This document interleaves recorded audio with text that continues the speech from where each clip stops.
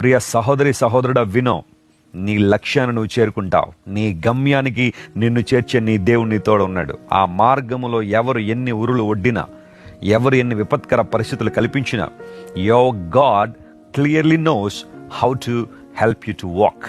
నీవు ఎలా నడవాలో, ఆ ప్రతికూల వాతావరణాల మధ్యగా నడిచి నీ గమ్యాన్ని నువ్వు ఎలా చేరుకోవాలో నీ దేవునికి బాగా తెలుసు. నీ మార్గము దేవునికి తెలుసు. ఆయన నేను మర్చిపోలేదు, ఆయన నేను వదిలిపెట్టేలేదు. నీ బాధలే నువ్వు పడు, నీ కష్టాలేవో నువ్వు పడు, నీ మార్గంలో నువ్వే నడువని దేవుడు అనలేదు. ఆయన నీతో ప్రయాణం చేస్తున్నాడు, ఆయన నీతో వస్తున్నాడు. నీ మార్గం ఆయనకి తెలుసు. ఖచ్చితంగా నీకు జయమిచ్చి సజీవుల దేశములో నేను నిలబెట్టగలిగే శక్తి కలిగిన దేవుడు ఆయన.